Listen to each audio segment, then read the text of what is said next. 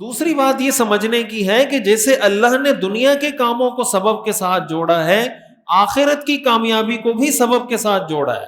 آخرت کی کامیابی بھی بغیر سبب کے حاصل نہیں ہوگی.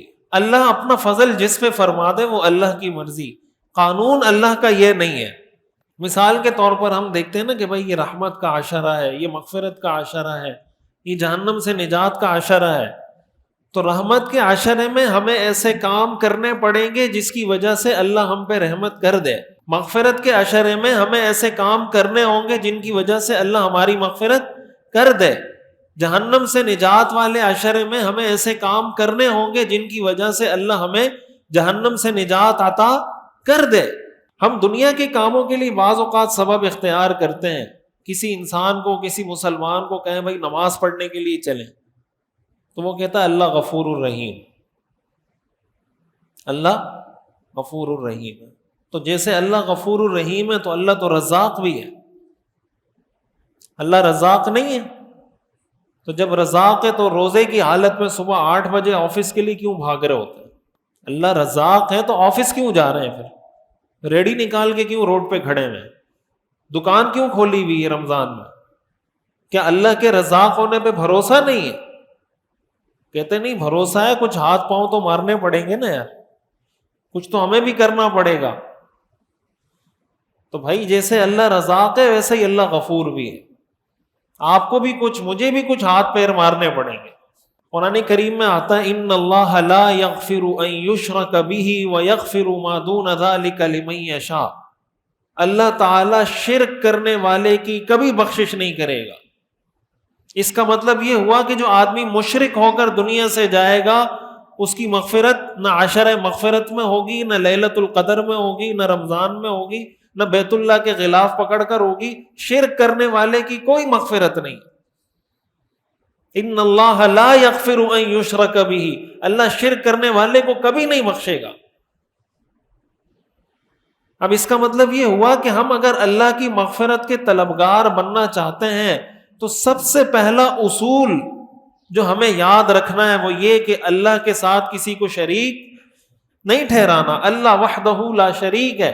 ہمارا ایمان، ہمارا عقیدہ اسی پر ہے، لا الہ الا اللہ. ہمارے ہاں آپ دیکھ لیں ہمارے معاشرے میں کس کس طریقے سے لوگ شرک کر رہے ہوتے ہیں. ہمارے ہاں مسجدوں سے زیادہ مزار آباد ہیں.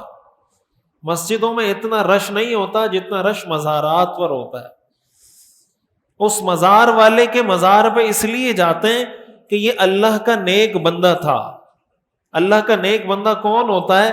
جو نماز پڑھتا ہے، جو حرام سے بچتا ہے، جو جھوٹ نہیں بولتا، جو غیبت نہیں کرتا، جو شرک نہیں کرتا، اس کو اللہ کا نیک بندہ کہتے ہیں. اس کے مزار پہ تو اس لیے جا رہے ہیں کہ وہ نیک تھا، اور خود ساری زندگی اس نے جس طریقے سے گزاری ہے اس کے خلاف گزار رہے ہیں. یہ بھی اصل میں شارٹ کٹ ہے جو میں بتا رہا ہوں نا کہ پروفیشنلزم. اب ایک ہے دین پر عمل کرنے کا وہ طریقہ جو پروفیشنل طریقہ ہے دین پر عمل کرنے کا. دین پر عمل کرنے کا پروفیشنل طریقہ کیا ہے؟ سنت، اتباع سنت. یہ دین پر عمل کرنے کا پروفیشنل طریقہ ہے کہ کون آدمی کامیاب ہوگا؟ جو اپنی زندگی سنت کے مطابق گزارے گا وہ کامیاب ہوگا. یہ تو مشکل کام ہے، 24 گھنٹے کی زندگی سنت کے مطابق گزارنا، اور مزار پہ جا کے ایک سجدہ مار کے آ جاؤ. اس میں کیا جاتا کہ اگر کسی کو یہ ہو کہ مزار پہ ایک سجدہ کرو بس اولاد مل جائے گی، دوسرا کرو تو رزق مل جائے گا. وہ جو نہیں فال نکال رہے ہوتے ہیں روڈوں پہ بیٹھے ہوئے ہوتے ہیں، وہ اوروں کے فال نکال رہے ہوتے ہیں اور آپ سے 50-50 روپے لے کے اپنے بچوں کے لیے روزی رزق روٹی کما رہے ہیں. اور ہماری بے وقوفی دیکھیں، ہم اس سے اپنی قسمت کا حال پوچھ رہے ہیں. بھائی اس کو اتنی قسمت کا حال پتا تو اپنا کوئی 20 سال کا فیوچر پلان بنا کے بیٹھتا نا یار. اس کو یہ نہیں پتا کہ اگلے 5 منٹ بعد میرے ساتھ کیا ہونا ہے. آپ کو جناب بتا رہے کہ آپ کی شادی ہوگی یا نہیں ہوگی، اور ہم بھی جا رہے ہوتے ہیں اس کے پاس. حدیث شریف میں اس کی سختی سے ممانعت ہے. حدیث کیا، قرآن تو بھرا ہوا ہے اس سے. قرآن تو سارا ہے ہی عقیدہ توحید پر مبنی. اللہ کے ساتھ اللہ کی ذات میں، اللہ کی صفات میں کسی کو شریک کرنا یہ شرک کہلاتا ہے۔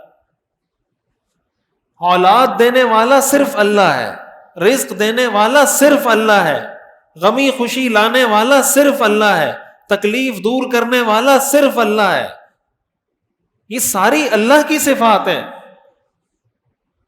اگر اللہ کے علاوہ کسی پیغمبر کے لیے، کسی ولی کے لیے، کسی صحابی کے لیے یہ صفت کوئی ثابت کرتا ہے، وہ اللہ کے ساتھ شریک ٹھہرا رہا ہے۔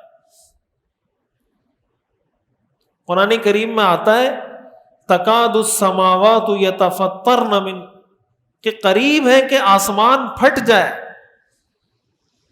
اور زمین پھٹ جائے، اس بات سے کہ لوگ اللہ کے لیے شریک ٹھہراتے ہیں، اس بات سے کہ لوگ کہتے ہیں اللہ کی اولاد ہے۔